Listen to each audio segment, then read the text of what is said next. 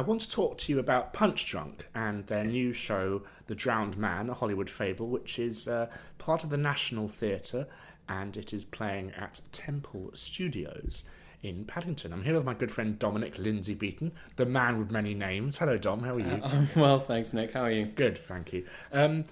Now, the reason I've held off talking about Punchdrunk is I don't know what to say about it, really. So I've got our play expert in. That's very generous of you to call into me that. One of the many musical talk studios we have around London. Yeah. To talk about Punchdrunk. Now, you're you know about Punchdrunk, Dom? I do. I'm really interested in having this chat with you as well today, Nick, because I don't know if I should see the show. I know of Punchdrunk and their acclaim. Punchdrunk are one of the most, I think they are the most well-funded charitable theatre companies. So to our American listeners, we're slightly different to America in that you're either a subsidised theatre company or you're a commercial theatre company. They're one and the same. Similar in New York, you'll have commercial and what they call not-for-profits or non-profits. Non-profits, that's quite a deep statement to make. Now, so there's always a lot of money pumped into Punchdrunk shows. Especially when it's in partnership with the National. This is the other thing that's interesting. It's in partnership with the National, and it was in a secret location. They were like, come see the new Punchdrunk show in a secret location. Whether that's because they didn't have the location booked, and they had to keep it secret to keep the marketing going, or they actually did just wanted to keep it a secret. I don't know. When was this a secret, Dom? So this was a secret before it opened. Are we talking weeks or months? So we're talking up until the opening night. I would say that it was a secret. Listeners of the podcast will know that I'm a big fan of theme parks, and really, you hide it so well, Nick. Not so much for the rides, but more for the themed and the theatricality of it. The theatricality of it. So, I would say that this building has been long in preparation for this, because you ain't seen nothing like this in your life before. So explain. Tell us a little bit more. Obviously, we don't spoil it for anyone if you can. But it's a promenade piece, so you're going there and expect to be walking around and seeing what is theatre. Some people might argue are artistic installations to convey the characters or the narrative or whatever, and you're picking and choosing in a way.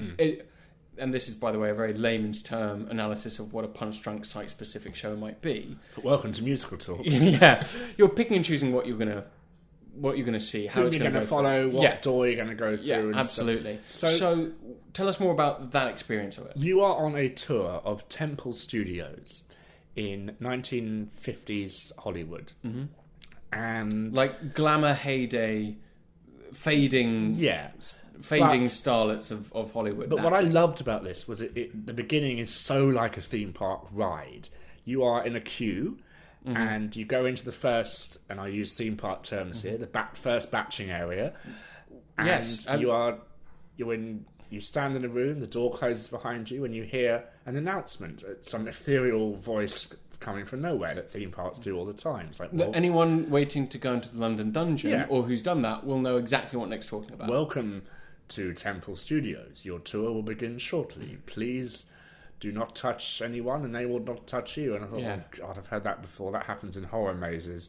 And the website specifically states this area contains dark areas, tight corridors, and if you are sensitive to strobe lighting, you should not go.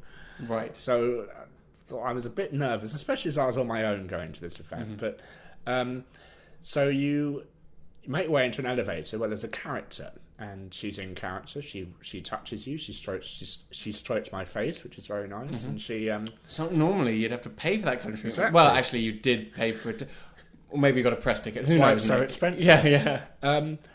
But it is very, very theme park, because the detail in this lift alone is phenomenal. There's pictures of the cast on the wall as to whom you'll meet. Not the cast of the cast you're seeing, but actors that are playing the actors these actors are playing.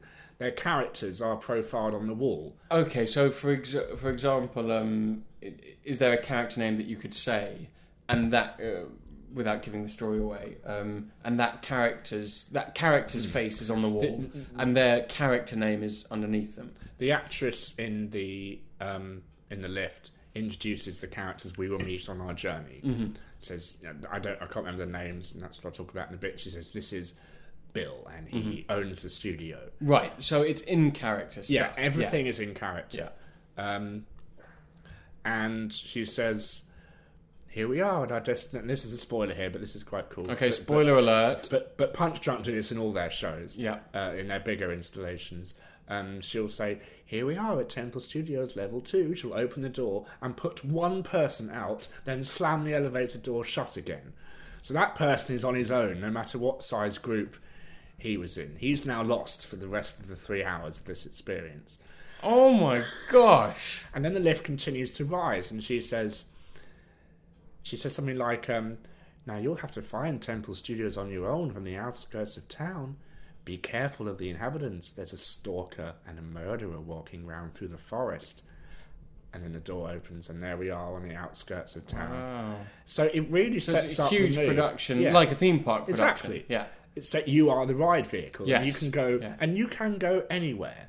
Well, But because because there are sets inside the film studio that are part of the film they're making, you can walk round the sets. But then there's a door that says Temple Studios, access to staff members only. Mm-hmm. But then we are staff members, so we can then open this door, and you're in the wardrobe department. right. And then you can walk through there. You can open drawers, you can open cupboards, you can read letters on the desk. And who said the theming? But the theming and the detail here is like nothing I've ever seen in my life, which I loved. What I didn't love about the show, about the installation, whatever, is I had no clue what was going on. Right. Because there's a lot of dance, there's not much dialogue. The dialogue that is there is pre-recorded. And they're mouthing along to it. And if you decide to follow a character after they've been interacting with another character, you will follow that character, but you might miss something that the other character's doing. I don't think the point of it is that you're meant to know what story they're trying to tell. I think it's the postmodernism fact of you're making your own story. Sure. By the way, Nick, just to go back a little bit, what Nick was saying about the first batch area and waiting in a queue. When you buy tickets to see the show lasts up to, I think, 3.5 hours. So in other words, you could buy the earliest entry, which would be 7 p.m. or something like that, and then you could be in there for as long as you want. And then every 15 minutes, they let a new group of people in, so they're staggering the people going in.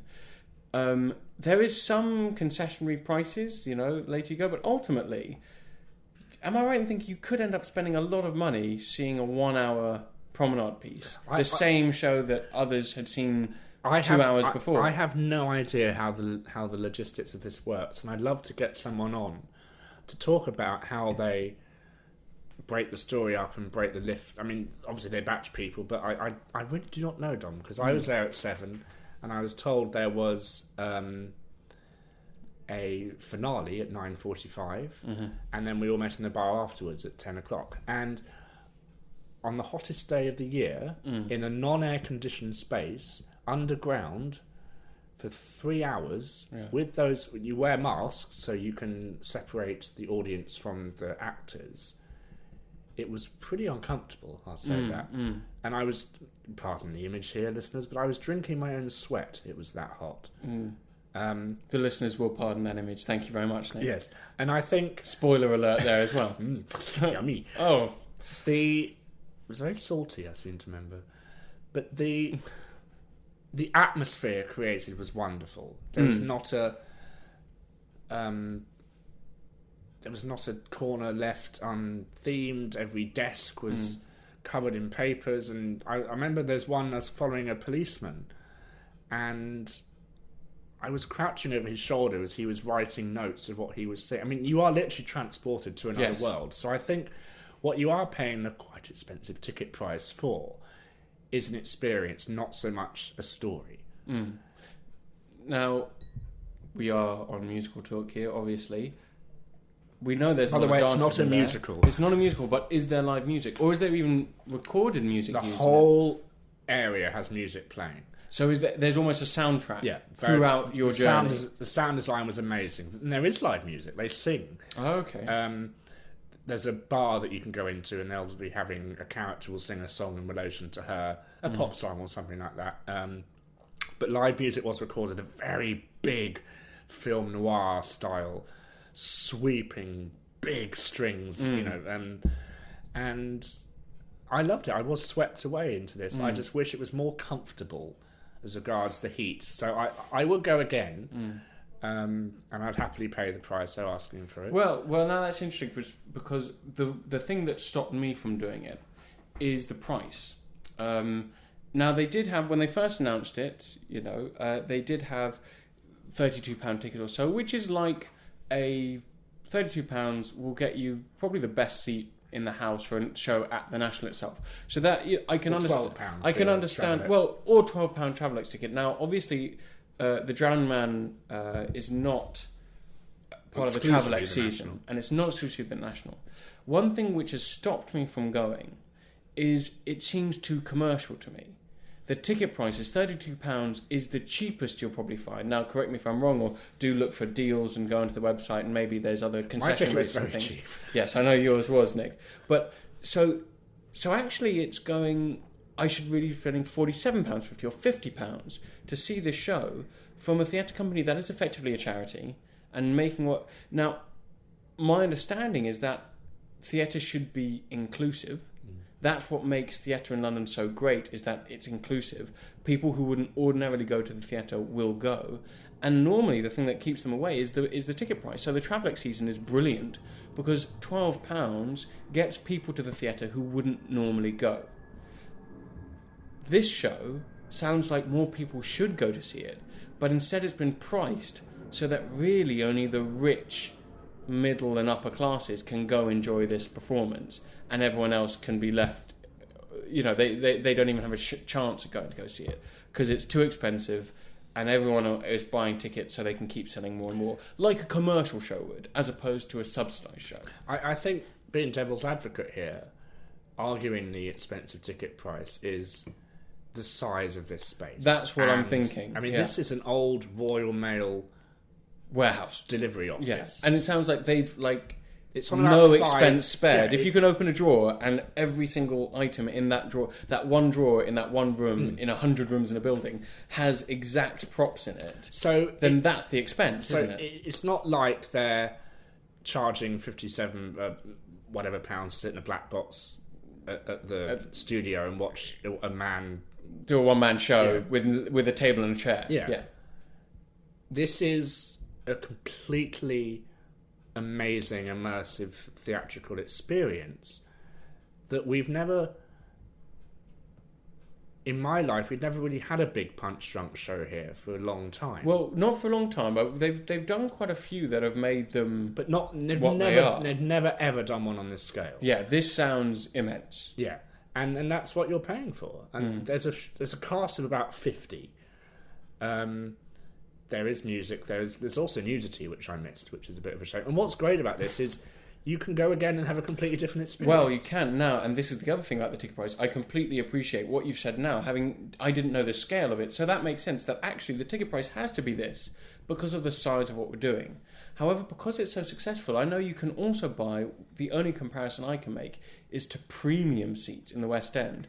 This supposed magical section of 3 rows deep and 7 seats in that gives you an amazing experience that's worth £25 more than any other seat in the theatre, whatever. You can get this one, especially when it's right next to the one that's less. But you can also pay more to get access to areas that others don't have access to. Now, surely the point is... I have not heard of that. Everything was open to everyone. Everything was open. Yeah, this is something past few weeks they've announced that you can buy effectively what is a premium seat or something like that, and you go and have access to these rooms that other people don't have access to. And I was thinking, well, surely if it's a promenade piece, you don't need that because you will follow and make your own story by following whichever characters you choose to follow. But also, why should they withhold information except for the rich? Unless it plays into the storyline. If you can prove that to me, I will believe you. But at the moment, I would probably disagree that that's untrue. Dom's now looking on his iPad. That's sad if that's the case, because the whole point of this is that you are free to go.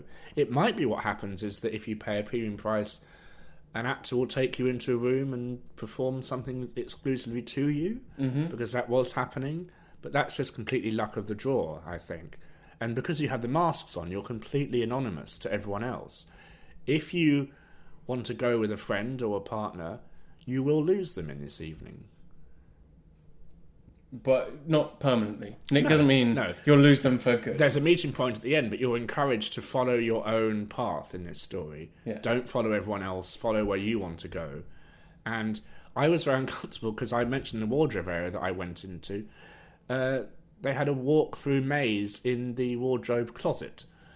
It's just loads of clothes hanging. That's very cool. Yeah. I think you'd really so enjoy it. I think it's more kind of ghost house, theme park experience where you're free to walk around 4 floors and go wherever you want for 3 hours. Yeah. Well, sorry, I've just to go back to that thing. Yeah. So, for example, I could buy a standard ticket, which is £39.50, and that I thought would get me the full experience. And now they have a premium ticket, which is £85, which gets you into areas that the full price ticket doesn't. And so that's my thinking is, unless it plays into the narrative, maybe premium. It's genuinely there's an announcement. There's a thing because one of my friends bought tickets and she was looking for to switch dates or something, and they kind of explained this new one. We only have premium tickets left, but it gives you access to other rooms and floors that you didn't have with a full price ticket. That's sad, but I would think premium, much like the London Dungeon do it, would be no queue. No, you still have to buy for certain times past the hour. So you could buy a premium ticket for 10 minutes past the hour, and you'd be with a group of people who've bought full price tickets for 10 minutes past the hour, and you'd all go down together. But you just have access to other areas. Well, that's interesting. If anyone knows about that. Yeah, if anyone's done a premium journey, premium Punchdrunk, let us know what it's like, because I'm interested to see. I thought it's too expensive when I saw the original ticket prices. But from what Nick said, it makes sense because of just the size of the show. It has to be that expensive. Okay, poor people can't come to see the show. People who earn, less than 30k can't come see the show unless they save up. But if there's a new dimension here, there's a new show, is it an artistic reason, or is it, and this is perfectly acceptable as well, is it because they know it's a hit, and if they can make more money from this, they can then do more shows in the future? It might be the national shareholders breathing down their neck and forcing policies on them. Who knows? Yeah. If someone from the National is listening, do send us an email. Yes, Nick Heitner, through this. I do want to leave you with this thought about a Punchdrunk show that never happened in London, possibly due to health and safety and all that stuff happening. But I wouldn't do it, Dom, but you might. Mm-hmm. An American Werewolf in London told in the old tube station of London wearing only night vision goggles. So I leave you with that thought. This has happened? No, this didn't happen. They planned it. They wanted to do it, but they didn't. Do you think that was because, Punchdrunk did quite a big show quite a few years ago now, but very famous show in the Old Vic tunnels? Do you think that after that they thought, well, this kind of location's perfect for it? That would be terrifying. It'd be brilliant, but it would be terrifying. Punchdrunk needs to do a Halloween event and just do something completely the biggest haunted house that you've ever seen. So Punchdrunk playing at Temple Studios, which is effectively a big building next to Paddington Station. And the run has been extended now until December, I think. I think it always was planned until December. No, originally the tickets that they released, the show was going to run August until September. Oh, okay. And then because it sold out so quickly, they then announced. I'm sure they had it booked. They knew it would have. I think they own this building for a long time because. But yes, it's now the run's been extended and. But certainly go and see it because you won't see anything like it before, unless you've done Sleep No More in New York. Thank you, Dom. Thanks, Nick.